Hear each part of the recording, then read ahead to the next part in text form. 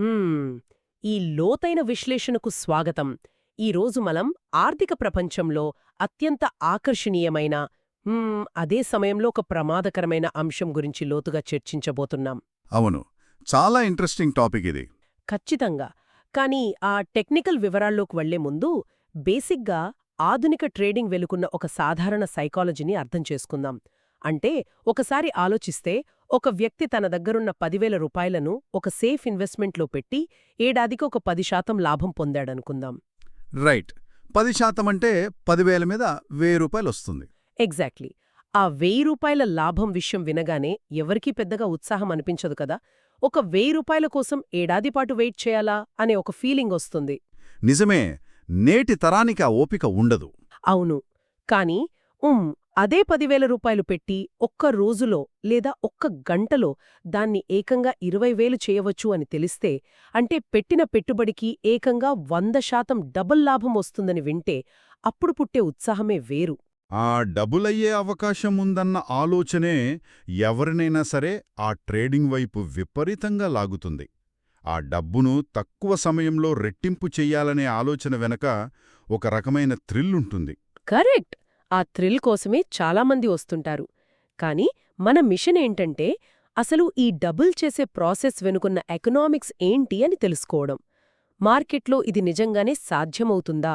ఒకవేళ సాధ్యమైతే ఏ మెకానిజం ద్వారా ఇది జరుగుతుంది అనేది మనం చాలా డీటెయిల్డ్గా విశ్లేషించాలి. ఎందుకంటే చూడండి, మార్కెట్ అనేది ఎవరికీ ఊరికే డబ్బులు పంచదు కదా. ఒకరు లాభపడుతున్నారు అంటే దానికి వెనక ఏదో ఒక బలమైన లెక్క ఖచ్చితంగా ఉంటుంది. సరిగ్గా చెప్పారు. ఆ లెక్క ఆ మెకానిజం పేరే లావరేజ్. ఈరోజు మన చర్చ అంతా ఈ లావరేజ్ చుట్టూనే తిరుగుతుంది. అసలు ఈ లావరేజ్ అంటే ఏంటి? ఇది normal share market, commodity market, ఇంకా ఫారెక్స్ మార్కెట్ల మధ్య ఎలా మారుతుంది అన్నది మనం విడమర్చి మాట్లాడుకుందాం.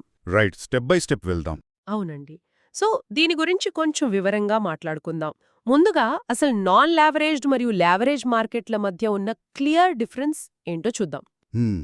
ఈ డిఫరెన్స్ అర్థం చేసుకోవడం బేసిక్ ఫౌండేషన్ అన్నమాట. ముందుగా నాన్ లావరేజ్ మార్కెట్ ఎలా పనిచేస్తుందో చూద్దాం. ఫర్ ఎగ్జాంపుల్, ఈక్విటీ మార్కెట్లో ఒక ఇన్వెస్టర్ డెలివరీ బేసిస్ మీద షేర్లు కొంటున్నాడు అనుకుందాం. ఓకే.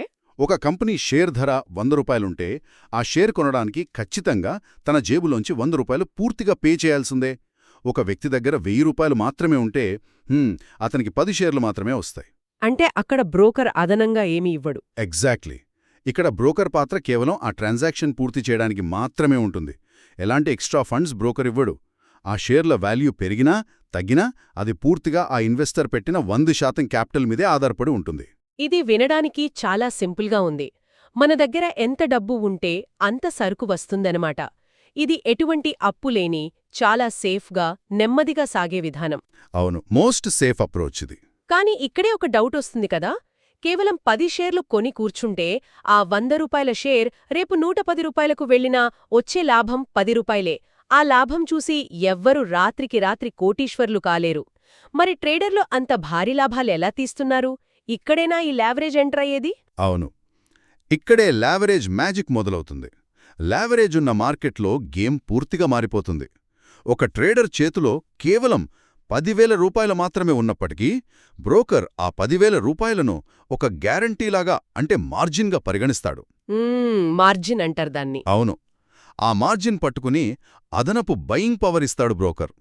ఆ 10,000 రూపాయల ఆధారంగా ఒక 50,000 రూపాయల విలువైన లేదా ఏకంగా 1,00,000 రూపాయల విలువైన ట్రేడ్ చేయడానికి పర్మిషన్ ఇస్తాడు. వావ్! అంటే 10,000తో 1,00,000 రూపాయల ట్రేడ్ చెయ్యొచ్చు. కరెక్ట్. అంటే చేతిలో ఉన్నది చిన్న అమౌంట్ అయినా కూడా మార్కెట్లో ఒక లార్జ్ పొజిషన్ తీసుకోవచ్చు. ఇక్కడ పాయింట్ ఏంటంటే, లాభమొస్తే అది ఆ 1,00,000 రూపాయల షేర్ల మీద ఎంత రావాలో అంత వస్తుంది. అంటే మామూలుగా రావాల్సిన దానికంటే 10 రెట్లు ఎక్కువ వస్తుందన్నమాట. ఈ కాన్సెప్ట్ వింటుంటే నాకొక అనాలజీ గుర్తొస్తోంది. ఇది అచ్చం మనం రియల్ ఎస్టేట్లో ఇల్లు కొనేటప్పుడు ఇచ్చే డౌన్ పేమెంట్ లాంటిది కదా. Perfect example. అంటే ఒక 1,00,00,000 రూపాయల ఇల్లు కొనాలంటే ఎవరో జేబులోంచి 1,00,00,000 రూపాయలు తీసి టేబుల్ మీద పెట్టారు కదా.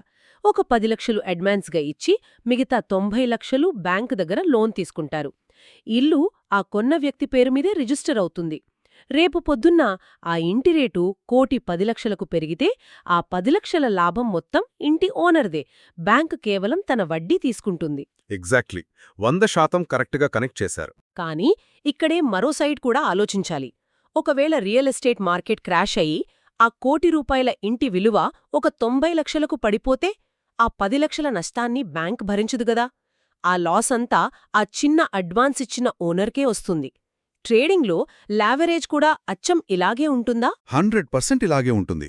మీరు చెప్పిన ఆ ఇల్లు డౌన్ పేమెంట్ ఉదాహరణ ఈ లావరేజ్ మెకానిజంని చాలా క్రిస్టల్ క్లియర్గా వివరిస్తోంది. లాభం వచ్చినా నష్టం వచ్చినా అది ఆ టోటల్ వాల్యూ మీదే లెక్కేస్తారు. రైట్. ట్రేడింగ్లో కూడా ఒక ₹1,00,000 పొజిషన్ తీసుకుని అందులో 10% నష్టపోతే ఆ ₹10,000 నష్టం నేరుగా ఆ ట్రేడర్ మొదట పెట్టిన 10,000 అసలు నుంచే కట్ అవుతుంది. ఇక్కడే మార్జిన్ కాల్ అనే ఒక డేంజరస్ సిచ్యువేషన్ వస్తుంది. మార్జిన్ కాల్ అంటే బ్రోకర్ వార్నింగ్ ఇస్తాడా? అవును, ట్రేడర్ పెట్టిన అసలు క్యాపిటల్ మొత్తం హరించుకుపోయే స్థాయికి లాస్ రాగానే బ్రోకర్ వెంటనే ఆ ట్రేడ్ను ఆటోమేటిక్గా స్క్వేర్ ఆఫ్ చేసేస్తాడు, అంటే క్లోజ్ చేసేస్తాడు. ఎందుకంటే బ్రోకర్ ఎప్పుడూ తన సొంత డబ్బును లాస్ చేసుకోడు. ఆ ఒక్క క్షణంలో ట్రేడర్ డబ్బు మొత్తం ఆవిరైపోతుంది. ఓహో, అంటే లావరేజ్ వాడేటప్పుడు బ్రోకర్ చాలా సేఫ్గా ఉంటాడు. రిస్క్ అంతా పూర్తిగా ట్రేడర్ భుజాల మీదే ఉంటుందన్నమాట. ఇది తెలిసాక లావరేజ్ అనేది ఒక టూల్లా కాకుండా రెండు వైపులా పదునున్న కత్తిలాగా అనిపిస్తోంది. ఖచ్చితంగా అది డబుల్ ఎడ్జ్డ్ స్వర్డ్. సరే, ఇప్పుడు మనం ఈ మార్కెట్లలో లావరేజ్ స్టెప్ బై స్టెప్ ఎలా పెరుగుతుందో చూద్దాం. నార్మల్ డెలివరీలో లావరేజ్ ఉండదని చెప్పారు కదా, మరి స్టాక్ మార్కెట్లో ఈ లావరేజ్ ల్యాడర్ ఎక్కడ మొదలవుతుంది? ఈ ప్రయాణంలో ఫస్ట్ స్టెప్ వచ్చేసి ఇంట్రాడే ట్రేడింగ్. పేరులోనే ఉంది కదా. ఇక్కడ ట్రేడర్ ఏ రోజైతే కొంటాడో అదే రోజు మధ్యాహ్నం 3:30 లోపు వాటిని అమ్మేయాలి. అంటే మార్కెట్ క్లోజ్ అయ్యేలోపు. కరెక్ట్. ఈ టైం లిమిట్ ఉన్నందున బ్రోకర్లు సాధారణంగా ఇక్కడ 5 రెట్ల వరకు లావరేజ్ ఇస్తారు. ఒక వ్యక్తి దగ్గర 10,000 ఉంటే 50,000 విలువైన ట్రేడ్ చేయొచ్చు. ఆ ఒక్క రోజులో జరిగే చిన్న చిన్న మూమెంట్స్ని వాళ్ళు లాభాలుగా మార్చుకుంటారు. కానీ సాయంత్రానికి ఎలాగైనా క్లోజ్ చేయాల్సిందే. బట్ ఆ రోజు కొని ఆ రోజే అమ్మేయడం అనేది చాలా ప్రెషర్ కదా. ఇప్పుడు ఒక ట్రేడర్ ఒక షేర్ ట్రెండ్ చూసి ఇదొక 2-3 వారాల్లో పెరుగుతుంది అని స్ట్రాంగ్గా ఫీల్ అయితే అతనికి లావరేజ్ కావాలి, కానీ ఈ రోజే సాయంత్రమే అమ్మేయాలనే టెన్షన్ ఉండకూడదు. అప్పుడు ఆప్షన్ ఏంటి? దానికి సొల్యూషన్ ఫ్యూచర్స్ మార్కెట్.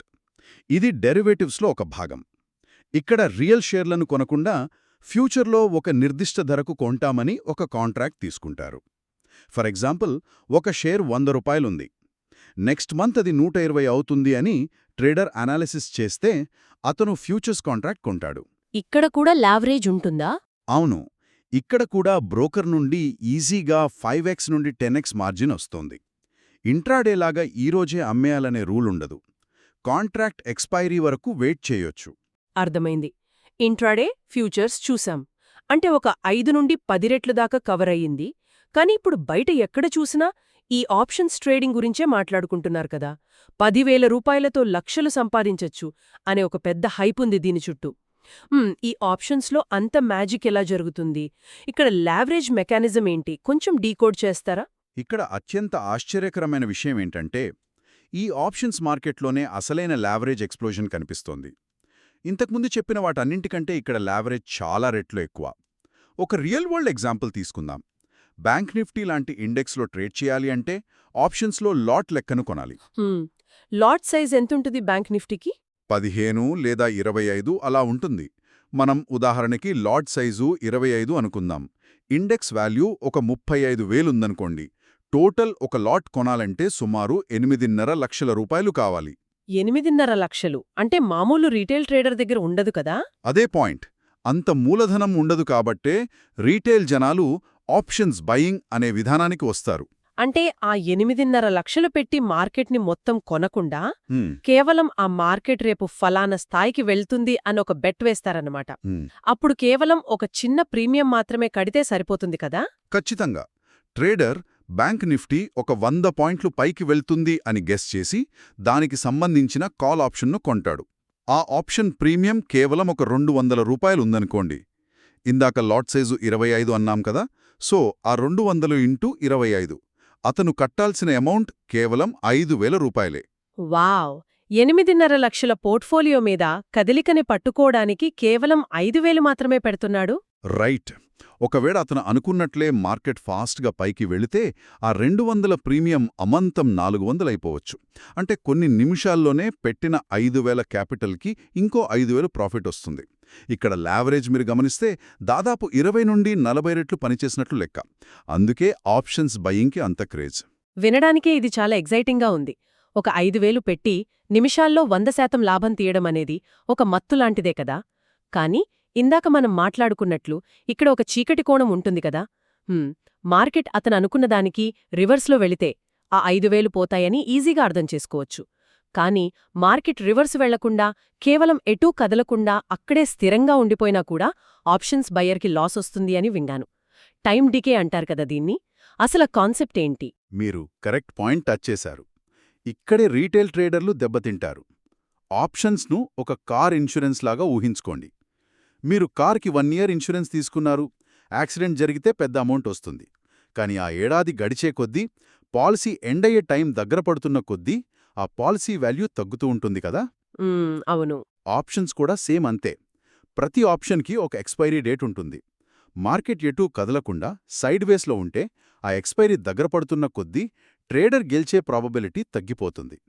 దీనివల్లే ఆ ప్రీమియం వాల్యూ ప్రతిరోజు గాలిలో కలిసిపోతూ ఉంటుంది. టెక్నికల్గా దీన్నే థీటా డీకే అంటారు. టైం అయిపోయేసరికి మార్కెట్ కదలకపోతే ఆ 5,000 కాస్త 0 అయిపోతుంది. అంటే ఆప్షన్స్ బయర్కి కేవలం మార్కెట్ డైరెక్షన్ మాత్రమే కాదు, టైం కూడా ఒక పెద్ద శత్రువే అనమాట.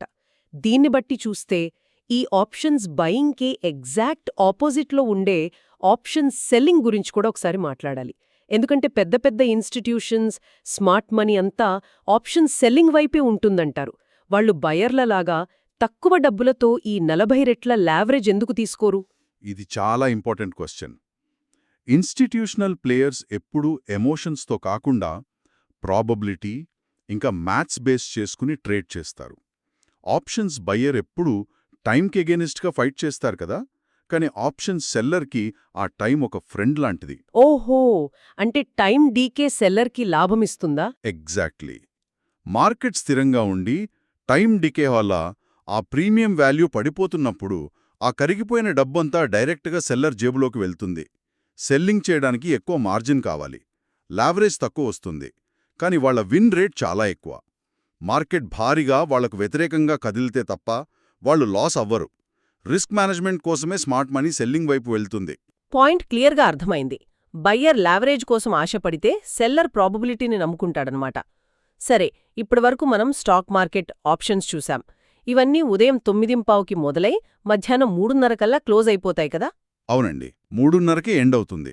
కానీ రియల్ వరల్డ్లో చూస్తే చాలామంది ఉదయం నుండి సాయంత్రం వరకు ఆఫీసులో పనిచేసే ఐటీ వాళ్ళు, బ్యాంకర్లు ఉంటారు. వాళ్లకి మార్కెట్ మీద ఇంట్రెస్ట్ ఉన్నా కూడా ఆ టైంలో కుదరదు కదా. మరి వాళ్లకి ఈ లావరేజ్ ట్రేడింగ్కి ఆప్షన్స్ క్లోజ్ అయినట్లేనా, లేదా వేరే దారేమైనా ఉందా? ఖచ్చితంగా దారి ఉంది. ఇక్కడే మనకు కమోడిటీ మార్కెట్ అనేది పిక్చర్లోకి వస్తుంది. మన ఇండియాలో ఎంసీఎక్స్, ఎన్సీడీఈఎక్స్ లాంటి ఎక్స్చేంజీలున్నాయి. ఈక్విటీలో కంపెనీ షేర్లు ట్రేడ్ చేస్తే ఇక్కడ భౌతిక వస్తువులు అంటే బంగారం, వెండి, ముడి చమురు లాంటివి ట్రేడ్ చేస్తారు. క్రూడ్ ఆయిల్ అంటారు. అవును. ఈ మార్కెట్ స్పెషాలిటీ ఏంటంటే దీని టైమింగ్స్. ఇది ఉదయం 9 గంటలకు ఓపెన్ అయ్యి రాత్రి 11:30 వరకు నాన్ స్టాప్గా నడుస్తూనే ఉంటుంది. ఓహో, అంటే రాత్రి కూడానా? అప్పుడు ఆఫీస్ నుంచి వచ్చాక ప్రశాంతంగా చేసుకోవచ్చు కదా. అవును, ఉద్యోగం చేసుకునేవాళ్లు రాత్రి ఇంట్లో కూర్చుని కూడా ట్రేడ్ చేసుకునే ఫ్లెక్సిబిలిటీ ఇందులో ఉంటుంది. That's nice. అంటే ఒక ట్రేడర్ తాను ఏ మార్కెట్ ఎంచుకోవాలి అనేది కేవలం లావరేజ్ చూసి కాదు, తన లైఫ్ స్టైల్, తన దగ్గరున్న టైంని బట్టి కూడా డిసైడ్ చేసుకోవాలన్నమాట. మరి కమోడిటీలో లావరేజ్ ఎలా ఉంటుంది? అసలు రాత్రిపూట ఈ గోల్డ్, క్రూడ్ ఆయిల్లో వొలటాలిటీ ఎందుకుంటుంది? లాజికల్గా ఆలోచిస్తే ఈ కమోడిటీలు అన్నీ గ్లోబల్ మార్కెట్స్కి కనెక్ట్ అయ్యుంటాయి. అమెరికా ఇంకా యూరోప్ మార్కెట్లు మన టైం ప్రకారం సాయంత్రం లేదా రాత్రి ఓపెన్ అవుతాయి. అమెరికా డేటా రావడం, క్రూడ్ ఆయిల్ ఇన్వెంటరీ రిపోర్ట్స్ ఇవన్నీ రాత్రిపూటే వస్తాయి. రైట్. అందుకే ఆ టైంలో మూమెంట్ ఫాస్ట్గా ఉంటుంది. ఎగ్జాక్ట్లీ. ట్రేడర్లకి ఆ మూమెంట్స్ కావాలి. ఇక లావరేజ్ విషయానికొస్తే బ్రోకర్లు ఈ కమోడిటీ ఫ్యూచర్స్లో కూడా దాదాపు 20 రెట్లు అంటే 20x వరకు లావరేజ్ ఇస్తారు. తక్కువ క్యాపిటల్తోనే గోల్డ్ లాట్ ట్రేడ్ చేయొచ్చు. ఇది చాలా కన్వీనియంట్గా ఉంది. సరే, ఇప్పటిదాకా మనం ఒక 5 రెట్లు, 20 రెట్లు, ఆప్షన్స్లో ఒక 40 రెట్ల దాకా లావరేజ్ గురించి విన్నాం. ఇది లాజికల్గా అర్థం చేసుకోవచ్చు. కానీ నేను ఈ టాపిక్ గురించి రీసెర్చ్ చేస్తున్నప్పుడు ఒక నమ్మశక్యం కాని విషయం విన్నాను. ఏంటది? ప్రపంచంలో ఎక్కడో ఏకంగా 500 రెట్లు అంటే 500x లావరేజ్ దొరికే మార్కెట్ కూడా ఒకటుంది అని చదివాను. అంటే ఒక 1000 రూపాయలు పెడితే 5 లక్షల పవర్ ఇస్తారట. ఒకసారి ఆలోచిస్తే 20 రెట్లకే గుండె జారిపోయే రిస్క్ ఉంటుంది. అలాంటిది 500x అంటే ఏంటి? అసలు ఏ బ్రోకర్ తనకి మతిపోతే తప్ప అంత అప్పిస్తాడు? ఇది కేవలం రూమర్నా లేక నిజమా? ఇది వినడానికి చాలా షాకింగ్గా, అన్బిలీవబుల్గా ఉంటుంది, కానీ ఇది 100% నిజం. ఆ మార్కెట్ పేరే ఫారెక్స్ మార్కెట్, అంటే ఫారెన్ ఎక్స్చేంజ్. Forex, okay. అవును, ఇది దేశాల కరెన్సీల మధ్య జరిగే ట్రేడింగ్. అమెరికన్ డాలర్, యూరో లాంటి కరెన్సీ వాల్యూస్ ఎలా మారబోతున్నాయో అని ట్రేడ్ చేయడం. ఇది ప్రపంచంలోనే హయ్యెస్ట్ లిక్విడిటీ ఉన్న మార్కెట్. వారంలో 5 రోజులు 24 అవర్స్ నడుస్తుంది. ఇక్కడ గ్లోబల్ బ్రోకర్లు ఏకంగా 100-200 నుంచి 500 రెట్ల వరకు లావరేజ్ ఇస్తారు. అసలిది ఎలా పాజిబుల్ అవుతుంది? బ్రోకర్లు ఎందుకు అంత ఎక్స్ట్రీమ్ రిస్క్ తీసుకుంటారు? దీని నేనొక యాంగిల్లో ఆలోచిస్తున్నాను. ఈ ఫారెక్స్లో 500 రెట్ల లావరేజ్ వాడటం అనేది మిట్ట మధ్యాహ్నం ఎండలో ఒక మ్యాగ్నిఫైయింగ్ గ్లాస్ అంటే ఒక పెద్ద భూతద్దం పట్టుకుని సూర్యకిరణాలను ఒకేచోట ఫోకస్ చేయడం లాంటిదనిపిస్తోంది. వావ్, చాలా మంచి కంపారిజన్ ఇది. ఆ భూతద్దాన్ని కరెక్ట్గా పట్టుకుని కాగితం మీద ఫోకస్ చేస్తే నిమిషాల్లో అంటపుడుతుంది, మనకి పని జరుగుతుంది. కాని మన చెయ్యి కొంచెం వణికినా లేదా ఏమాత్రం ఏమరుపాటుగా ఉన్నా ఆ మంటకి మన చేతులు కూడా సెకన్లల్లో కాలిపోతాయి కదా. ఇంత పవర్ఫుల్ అయిన వెపన్ని ఒక కామన్ ట్రేడర్ చేతికి ఎందుకిస్తున్నారసలు? దీని వెనుకున్న లాజికేంటి? మీరు చెప్పిన ఆ భూతద్దం అనాలజీ దీనికి ఎగ్జాక్ట్గా సెట్ అవుతుంది. బ్రోకర్లు ఎందుకంత లావరేజ్ ఇస్తారో అర్థం కావాలంటే మనం కరెన్సీ మార్కెట్ నేచర్ని చూడాలి. స్టాక్ మార్కెట్లో ఒక కంపెనీ షేర్ 1 డేలో 10% లేదా 20% కూడా పెరగడం, పడిపోవడం చూస్తుంటాం కదా. అవును, రోజూ చూస్తూనే ఉంటాం. కాని ఆలోచించండి, ఒక దేశపు కరెన్సీ వాల్యూ అలా ఒక్క రోజులోనే 10% పడిపోతే ఏమవుతుంది? ఆ దేశ ఎకానమీ దెబ్బతింటుంది, ఇంపోర్ట్స్ ఎక్స్పోర్ట్స్ అన్నీ కొలాప్స్ అవుతాయి కదా. ఎగ్జాక్ట్లీ. అలా జరగకూడదనే సెంట్రల్ బ్యాంకులు ఆ కరెన్సీని ఎప్పటికప్పుడు కంట్రోల్ చేస్తూ ఉంటాయి. అందుకే ఫారెక్స్లో కరెన్సీ కదలికలు రోజుకి కనీసం 1% కూడా ఉండవు. కేవలం 0.2-0.5% మార్పు మాత్రమే ఉంటుంది. ఓహో, ఇప్పుడు పాయింట్ అర్థమవుతుంది. కరెన్సీలో మార్పు చాలా సూక్ష్మంగా ఉంటుంది కాబట్టి ట్రేడర్ తన సొంత జేబులో డబ్బులతో ట్రేడ్ చేస్తే ఆ 0.5% మూమెంట్కి అతనికి వచ్చే లాభం ఒక 10 రూపాయలో 25 రూపాయలో ఉంటుంది. అంత చిన్న అమౌంట్ కోసం ఎవరూ రాత్రిపగలు చార్ట్స్ అనలైజ్ చెయ్యరు. అవును, ఆ చిన్న మూమెంట్ని భారీ లాభంలాగా చూపించడానికే ఈ 500x అనే భూతద్దాన్ని వాడుతున్నారిక్కడ. భారీ వాల్యూంలో ట్రేడ్ చేస్తేనే ఫారెక్స్లో లాభాలు కనిపిస్తాయి.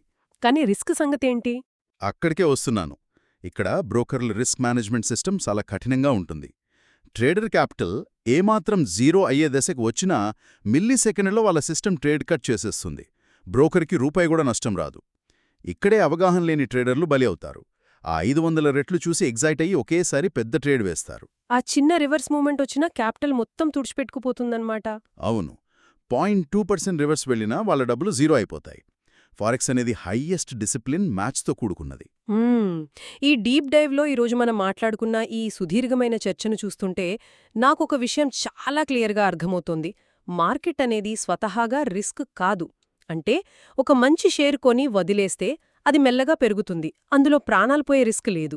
కానీ జనాలు భయపడే ఆ రిస్క్, అప్పుల పాలవ్వడం, ఇవన్నీ ఈ లావరేజ్ వల్ల వస్తున్నాయి. 100%. ఒక్క రోజులో కోట్లు సంపాదించాలన్నా లేదా ఉన్నదంతా పోగొట్టుకుని రోడ్డు మీద పడాలన్నా ఈ రెండింటి వెనుక ఉన్న ఒకే ఒక్క సూపర్ పవర్ ఈ లావరేజ్ మాత్రమే.